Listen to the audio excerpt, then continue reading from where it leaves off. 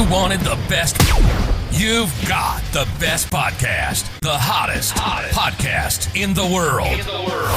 The Chris Voss Show, the preeminent podcast with guests so smart you may experience serious brain bleed. The CEOs, authors, thought leaders, visionaries, and motivators. Get ready. Strap yourself in. Keep your hands, arms, and legs inside the vehicle at all times, because you're about to go on a monster education roller coaster with your brain. Now, here's your host, Chris Voss. Hi, folks. It's Voss here from the ChrisVossShow.com. Ladies and gentlemen, there are latest things that makes it official. Welcome to the big show. We certainly appreciate you guys having you. For over 16 years and 2,300 episodes, we've been bringing you the Chris Voss Show. We're tired, eh? It's been a lot we have to carry around. We just hit 8,500 views on YouTube. And so, we've been on there for, I think, 18 years and then 16 years of the podcast. We've been around for a while. So make sure to refer the show to your family, friends, and relatives.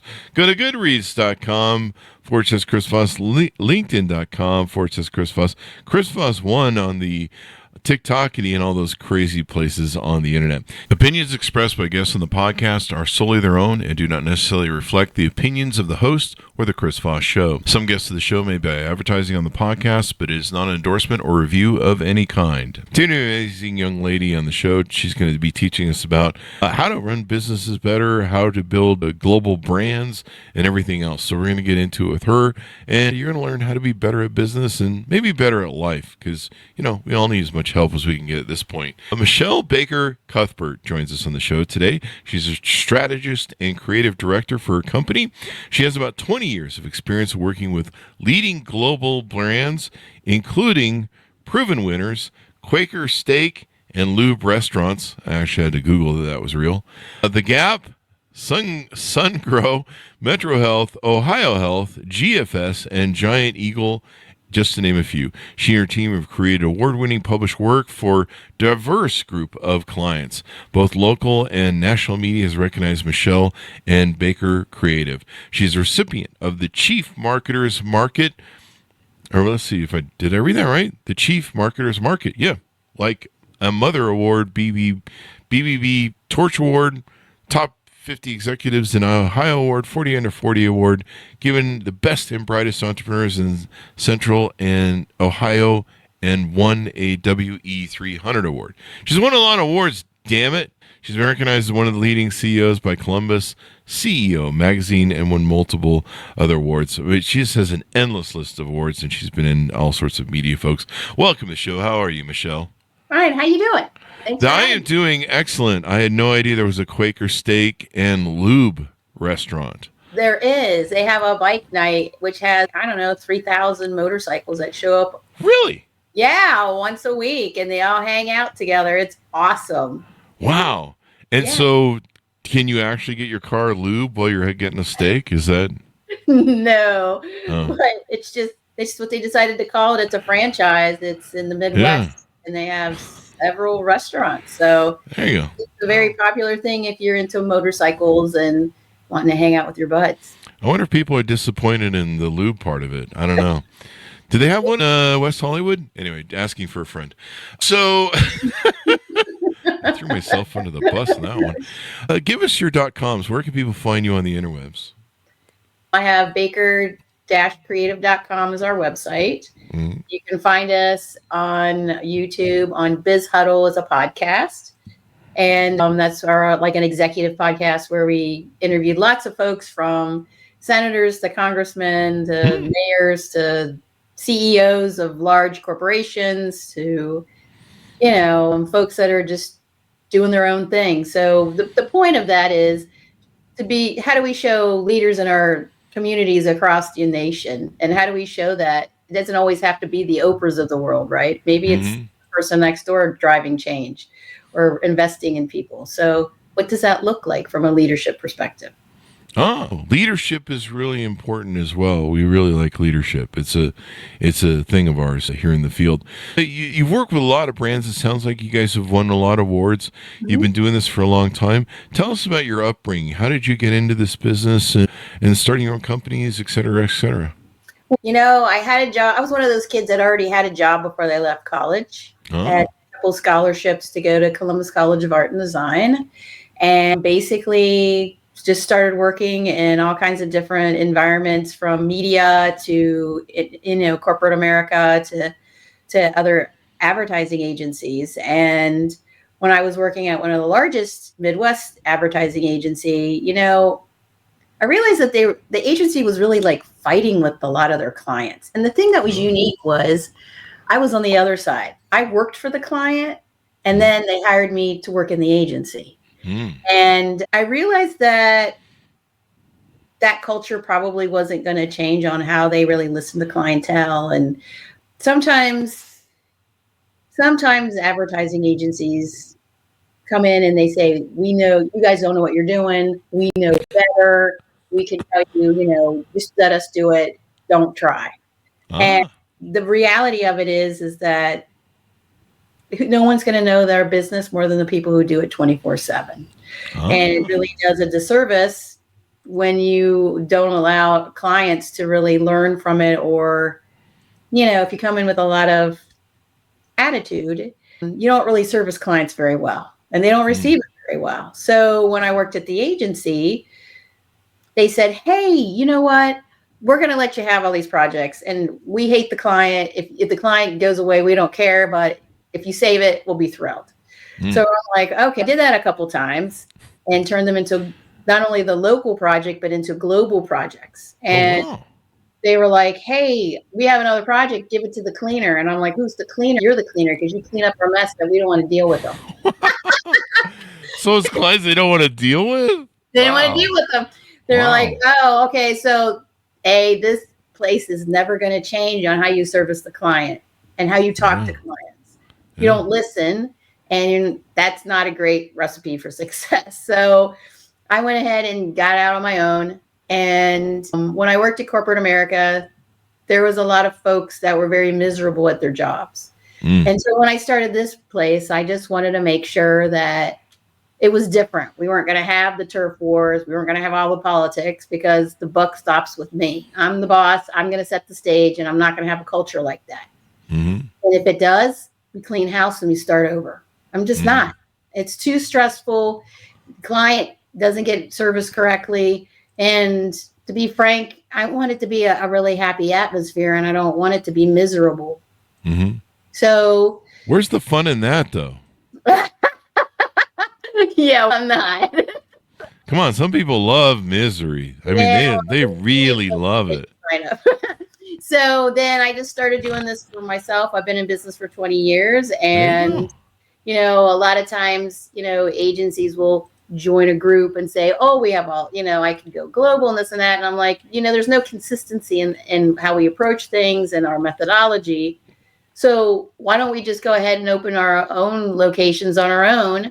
Then I can maintain consistency, and I can keep that customer experience consistent, and the way we work and our approach is consistent. Yeah. Because if you take care of the customer, and they feel it, and they feel like they're an integral part of your program, they'll stay with you forever, or almost forever. I mean, that's been my experience.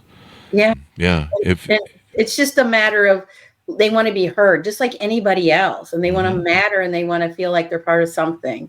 And if they feel railroaded, that's why I laugh, because it's like, it's never going to change there. Yeah. Some companies, PR attorneys, are kind of the same way. You just get this endless billing, and you're just like, who are we? What is going on? But, I've had clients for years, and them knowing that, we'll suggest innovations, we'll suggest things that help make them better. Yeah, it's up to them if they don't like it or they like it or not, but they know we're always trying to improve our systems. And it seems that people know you're trying to improve, and you're working to make things always better. Yeah. You've got a good mindset for them, and so that works there. So you talk on your thing about, on your website, about 73% of chief marketing officers felt their agencies were incapable of generating genuine customer insights, and more believed agencies have a poor understanding of the issues that impact their business. You find that a lot of agencies maybe aren't good at maybe identifying customer insights? I think part of it has to do with listening, right? Mm-hmm. So, like I was saying, listening to the customers, not only your clients, but the customers they serve. Listening to people that left them. It's not always going to be the happy-go-lucky, exciting thing. It's going to be like, so what? You were pissed off. Why'd you leave? What happened with that? I mean, for real. Yeah, for real. Let's have a real powwow about it. And a lot of times, because some clients are like, oh, I don't know, that could be. And I'm like, I'm a third party. It's not you saying it. Let's, how can we do better if we don't know better? How do we know if we're stepping in it if we don't know what we're stepping in constantly? So I think, the CMO position is a high stress position, and the turnover rate used to be 3.5 years. Now it's down to 2 years. So it's a very difficult position to be in. And there's a lot of, depending on where they're at, sometimes they're in charge of more than really marketing. It's sales and marketing and everything else, where other places might be kind of a version of marketing. It depends on how sophisticated the brand is. But I think the reality of this is that you have to earn that trust from the brand. And, I think it's important to be able to help that CMO or the brand manager or whoever's in charge of that particular brand to be able to be successful and give them the tools that they need, because they don't have a lot of time. They're really pulled in 5,000 different directions. Mm-hmm. Now you do some, CMO, CFO in that field? Tell us about the work you do for clients that way. I mean, sometimes you have brands that could be different situations. Maybe they want to restructure, and maybe they're not happy with how their marketing is being, the direction it's going. So they'll bring someone like me in to come in and do, really work it and evaluate it and restructure it and really look at how can we reposition this brand in a way to be more profitable. And when you hire a fractional CMO, you're not paying for all the benefits and the vacations and everything else. It's very streamlined. We also have an HR component to the business. And the reason I did that is when I was working with large brands, HR was a big part of it, because you can't come up with a strategy and then, you're trying to filtrate that through that whole organization. And if you don't have the HR support to do that internally with that brand, then it's never going to get to the end user, which is the consumer. So that's why we added the HR component to that side of it. And so we have HRO, fractional services. And then we also have someone who can help set up diversity programs within an organization. Me being a Hispanic women-owned firm, oftentimes we come across organizations that seem to have a program. You have to register and all this to die, because it's part of the way they work. And then sometimes they just scrap it and say, I just have an Excel spreadsheet. And if you're not on the list, you don't ever get on an RFP. And you're like, what? So to try to have people, have more structure and stuff, we have someone who can do supply chain and help people set up those programs. While I understand the DEI face of things is changing quite a bit with the politics and the new faces in the White House, I think for this, it's more of the diversity program that people have already had in place for quite some time. Corporate America, a lot of the key leadership already have commitments to, diverse spend. I think there's a misunderstanding of it's never a handout. It's just an opportunity that maybe someone would never have had before, because people use the same folks like forever and don't really realize the impact on the economy if you were to try other partners. Yeah. Definitely makes a difference. So you do strategy in brand, in business, in human capital. Is that for hiring and stuff like that? Digital branding for strategy and public relations. Yes. And what do you find people are struggling with now in human capital? Is it hiring, or is it firing, or both? Well, this is the thing. It depends on the category. So if it's something more of someone in manufacturing, I hear folks say, oh, we got people in here, but they don't last a week. Or, we got people in here and they're diverse and they don't understand the training. Or we have people we got in here, but then all our older folks that's been here for a long time all left.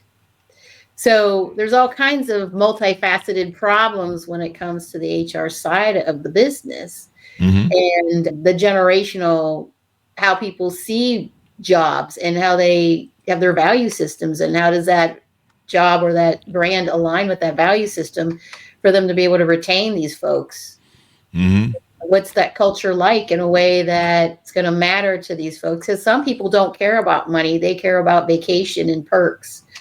Some of them could care less about working on the job. They want to be home. It all kind of depends on, what the ask is, what their reputation is. And I think a lot of these brands are being interviewed more than sometimes their interview, they're doing the interview itself. So it's very fascinating. Yeah. It's pretty interesting how things are going in today's marketplace and building brands. Why is it important to be focused on your brand and the strategy behind your brand? Why if somebody's out there in the marketplace and like, yeah, I don't know, we're starting a company, and why is it important to manage my brand and know what it means my brand identifies as to the consumer? I think what happens is when you don't have a strategy and you don't have a plan, there's a couple things that happen. You overspend. You don't understand where your money's going. There's just no focus. You're marketing to everyone. And especially on social media, you're allowing people to define your brand rather than you define yourself, which can be very dangerous from a reputation management perspective. You can run into a lot of problems. Not to mention your own team doesn't really understand what you represent. So if you're trying to retain some of them, you're like, what's our core values? I don't know. And when you sometimes I call on folks and I'm like, so do you have a strategy? They're like, oh, it's up in here. And I'm like, okay, that's a dream. That's not a strategy. That's a dream. No one's sure. How do you share that? You kind of don't. Yeah. And you'd be surprised, like big brands have that. And you're like, really? Yes, heck yeah. Global brands have that. And I'm always like, shocked. What is happening in here? We're just a really cute brand that likes to have fun on social media. No, you're not. You're a food company, Yeah. And then, when you don't understand, your core customer and everybody, say you had somebody that's been there for 30 years and they quit, all that mental education and intellectual property just walked out the building, and you have nothing left to train someone new with. What are you going to tell people? I don't know. He left or she left. He left. I don't know what they took all the knowledge with them. Yeah. A lot of people do that. When they leave, they take the knowledge with them. And people don't realize, when you do layoffs, right now we're going through some layoffs in our U.S. government. It's February 2025 for those of you watching 20 years from now. And, you think about there's an old line from, I believe it was IBM, or that was Hewlett Packard, I think. And one of the vice presidents had lost, I think it was like $11 million or some, extraordinary amount of money in a bad business deal. And he came into the CEO to tender his resignation. He said, I've lost all this money for the company. I'm sure you want my resignation. Here you go. And he goes, we're not letting you go. We're not firing you. We just spent $11 million educating you on what not to do. You think we're going to fire you now? That's great. And so you think about the sunk cost. I suppose there's a bit of sunk cost fallacy there, I guess, if you want to look at it that way. But there's a cost that's been invested in, what this employee knows and what they do, and if they're a good employee, and like you say, they can retrain each other, et cetera, as well. I always used my best employees to train my new employees. And boy, if you want to get a blueprint to convert there, that's a great way to do it. Absolutely. And I think also I hear brands say, I hired a bunch of people, but they're really green and they're not nobody's senior. So can you just come in and tell us what to do, but don't really do it. Just tell us what to do. And I've done it enough to know that if I were to leave doing that, it'll default right back to what they've always done because it's comfortable. Yeah, because they're not doing it. They're having you do it. And then when you disappear, they're like, what was that thing? No accountability. So I'm like, we kind of don't do that. Because it would be better for me just to finish it than trying to piece it together, because it's going to cost double for me to sit and try to explain it And we will, if that's what the scope is, happy to do it. But they think they're trying to save money, and it's actually tripling the spend. Ah, Yeah. it will definitely do that when it comes down to it. Yeah, you've got that doing there. Then you also have the YouTube videos. Have we talked about the podcast and stuff that goes on there? Yeah, well, we have the podcast, and we're always looking for people that have a great story, that's inspirational, that's has a really different kind of background. And it's just, I think I always try to have that moment of truth, that magic moment where someone kind of tells the story that's like, that was just gold. You know? Yeah. You guys have helped the clients increase over 14,599% increase in revenue, 200% increase in improved customer satisfaction rate, 200% increase in customer retention rate, 60% increase in orders. Oh, so you guys have got results put down on pen to paper. Yeah, we need some cable companies to get involved in that customer satisfaction thing. Absolutely, because it's how many, you're just waiting. Please just come. Yeah, I was like on AT&T the other day, and I called for a problem that they had with their billing. Their billing kept billing me, and it wasn't resetting. And I was like, it kept telling me you didn't pay your bill, and I'm like, no, we paid it twice, and so they literally billed me 3 times in the month. So I had to call the customer service, and be like, what is your software doing, dummy? And yeah, so the first call, about halfway into explaining what I want, they hung up on me, or the call canceled. And you're like, you guys have my number? Like, whatever. Clearly I'm calling and waiting a half an hour on your stupid thing to do whatever. But you have to give a shit, I suppose, about your employees. Well, and that's the thing. We look at that customer experience, and you don't forget it. Let me tell you, because your time's worth something too. Yeah, that's right? The insult, I think. Yeah. Not listening, again, not being heard. Your time doesn't mean anything. They didn't bother to call you back, and you have to call back over and over to be transferred over and over. That's a terrible customer experience. Oh, and here's the irony too. I don't know if it's ironic actually, but the irony is they have a text customer service number too, where you're supposed to, I suppose, chatbot over text. Yeah. On your phone. And like, oh yeah, if you want to do the text thing, just text help to this number. That number doesn't work. It kicks back this thing that says, go to the website if you want help. Seriously, I'm just like, just kill me now. Meanwhile, every day this thing keeps disconnecting my service and then adding it back in. Like when we went we had to go to the local AT&T office finally, and there's like 3 payments there. Well, you have a really good credit now. And I'm like, yeah, but I had to waste like half my life, trying to get you to fix your own software. Like, what is going on there? Absolutely. So, yeah. So that's things that we would look as the customer journey, and that's a bad customer journey. Yeah, it's a horrible customer journey. I'm like, well, it's AT&T, they are kind of a small up and coming startup. And so maybe they just don't have enough money for... don't have enough money to pay the bills there or something, but I don't know. We like AT&T, but I was really surprised. I'm like, I texted the number and I'm like, and it just came back, just go to the website. And I was like, what why do you just ran me in a circle, eh? Or not even a circle, a boomerang, I suppose. I don't know.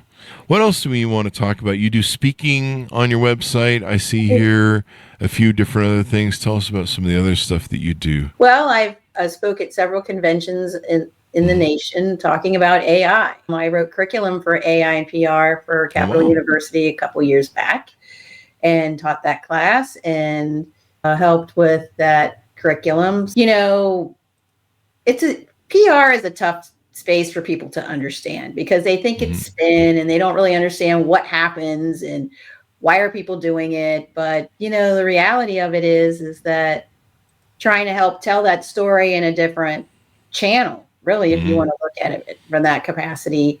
And I also have spoken about leadership and spoken about HR and all kinds of different ways to help executives really learn new tools. But we will also go into big brands and teach their internal agencies about AI as well.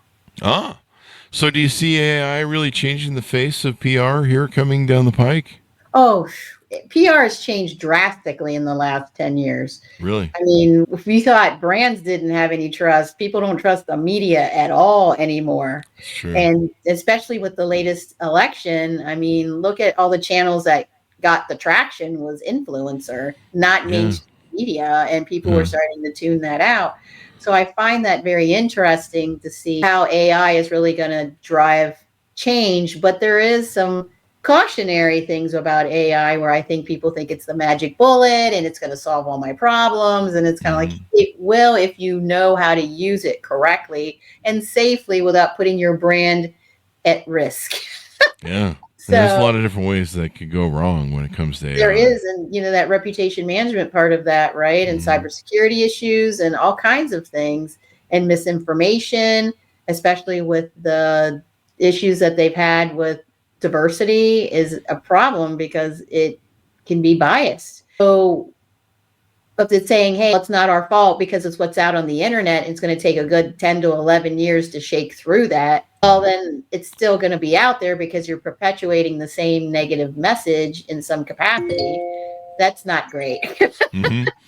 Yeah. But, AI kind of has a mind of its own right now. We use it to do like the summaries on the show, and it's great, except it loves to muck up people's names.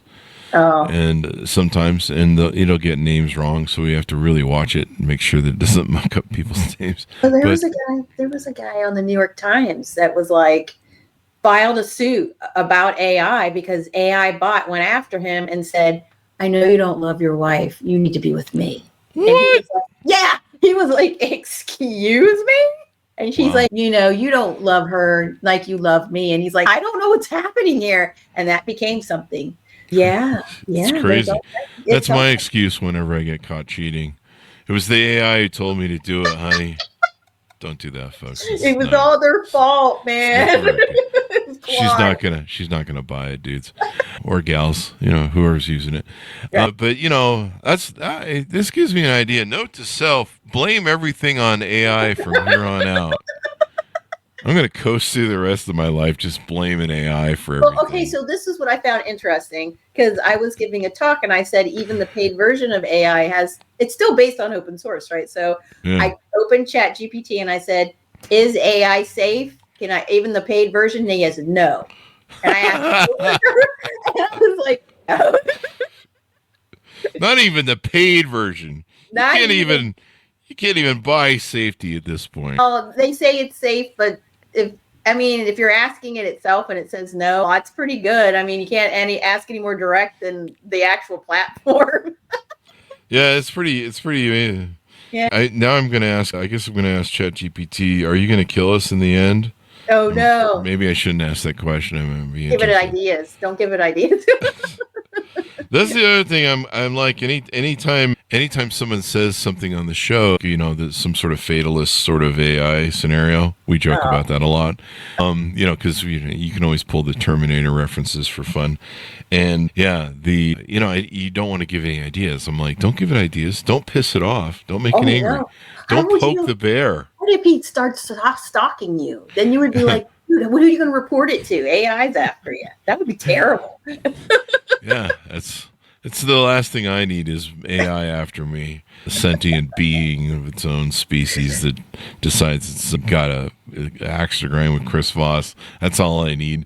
It's going to send all the chips after me. Screw up mess with every chip he comes in contact with. You could get all kinds of random orders like online just delivered to your house. Be like, I don't know. What is this stuff? My whole phone would be going weird, And then AT&T will finally call you back. Probably. They'll call me back and say, "You're being disconnected, sir, because you're not paying us every single day." It's the craziest software ever. I've never seen that. Like, it literally for 3 days in a row, it said, "Oh, your payment went through," because it's on auto pay. And then they're like, "Hey, your payment didn't go through. It's disconnected." And I was like, "What?" I'm like, maybe something. And I was on the road and it disconnected the service. So I'm like, okay, we just pay it again, whatever. Give American Express card.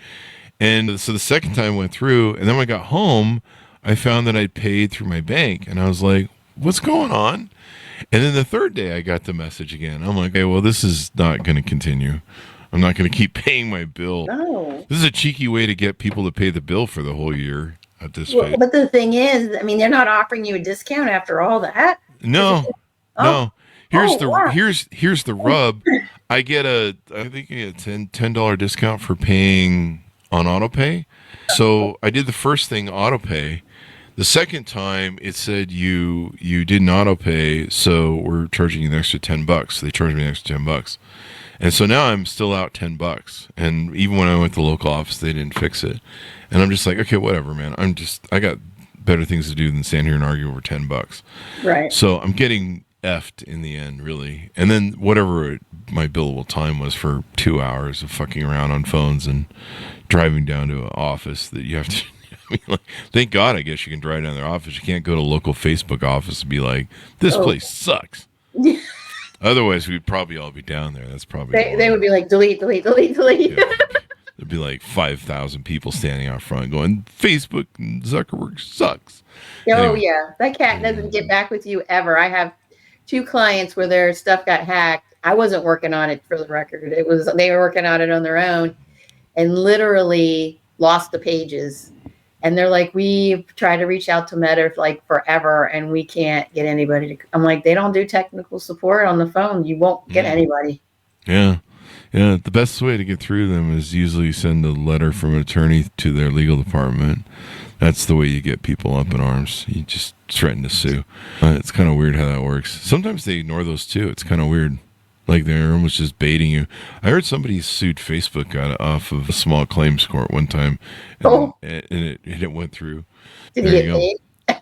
Yeah, I don't know if they're able to collect the money. So, Wow. Michele, as we go out, give people final thoughts on working with you, how they can onboard. Is there a minimum client net worth they need to have or minimum spend they need to have to join and work with you? Well, it kind of depends on the industry. So we usually work with brands that, I don't know, probably been in business for a little bit, not someone who's just started 5 minutes ago. So like a week or maybe 2 weeks, 2 weeks? What are we talking here? But at least 6 months, 6 months? What's going on?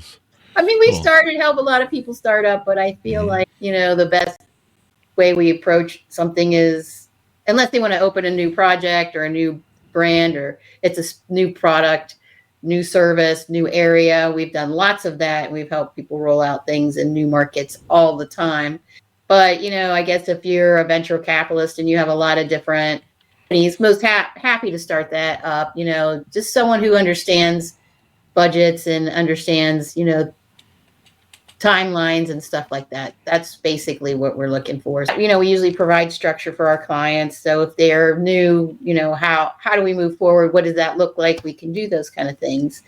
And but we work with a lot of Fortune 500 and then some. Really try to help people get on board, or whether they have an internal marketing department or they need someone to be that fractional service, we're happy to help. And how can they reach out and onboard with you guys and find out if you're a good fit? Our website is baker-creative.com, and there's a form on that. We also have, if you're interested in booking me as a speaker, Cuthbert.com. And so there's all kinds of different ways to reach out to us on LinkedIn and YouTube. At Biz Huddle is our podcast, so search for that. And you can easily connect with us and, have different ways we can start the conversation. Thank you very much for coming on the show. We really appreciate it. Thank you so much for the opportunity. Thank you, Michele. And thanks to our audience for tuning in. Go to goodreads.com/Chris Voss, LinkedIn.com/Chris Voss. Chris Voss, one that's TikTok and all those crazy places on the internet. Be good to each other. Stay safe. We'll see you next time. And that should have us out, Michele.